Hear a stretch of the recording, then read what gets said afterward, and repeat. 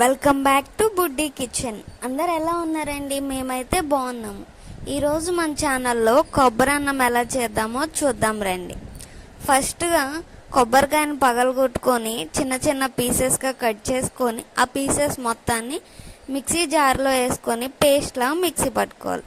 తర్వాత బియ్యం కడుక్కొని దానిలో చెక్క, లవంగ, బిర్యానీ ఆకు, పచ్చిమిర్చి ముక్కలు, చిన్నగా కట్ చేసుకున్న కరివేపాకు, పుదీనా, కొత్తిమీర వేసుకోవాలి. దానిలో కొంచెం 1 టేబుల్ స్పూన్ పసుపు, 1 టేబుల్ స్పూన్ నెయ్యి, 1 టేబుల్ స్పూన్ అల్లం వెల్లుల్లి పేస్ట్, టేస్ట్కి తగ్గట్టు సాల్ట్ వేసుకొని మనం తీసి పక్కన పెట్టుకున్న కొబ్బరి పాలను కూడా వేసుకొని మొత్తం కలిసేలాగా ఒకసారి కలిపి పక్కన పెట్టుకోండి.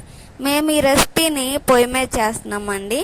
పొయ్యి మంటేసుకొని ఈ మనం పెట్టుకున్న గిన్నెని పొయ్యి మీద పెట్టుకోవడమేనండి. కొంతసేపు అయిన తర్వాత మూత తీసి చూసినట్లయితే అన్నం పొంగడానికి రెడీగా ఉందండి. అప్పుడు ఒకసారి మొత్తం మిక్స్ అయ్యేలా కలుపుకొని మనం స్టవ్ మీద అయితే సిమ్లో పెడతాం కదండి, ఇక్కడ కొంచెం మంటను తీసేసామండి. మంటను తీసేసిన తర్వాత మీ టేస్ట్కి తగ్గట్టు ఏమన్నా అడ్జస్ట్మెంట్స్ చేసుకోవాలంటే ఇప్పుడే చేసుకోండి అండి. తర్వాత ఒక 10 మినిట్స్ తర్వాత మళ్ళీ తీసి చూసినట్లయితే వేడి వేడి కొబ్బరి అన్నం ఎంతో టేస్టీగా రెడీ అయిపోయినట్లేనండి. ఇంక పొయ్యి మీద నుంచి కొబ్బరి అన్నాన్ని దించేసుకోవడమేనండి.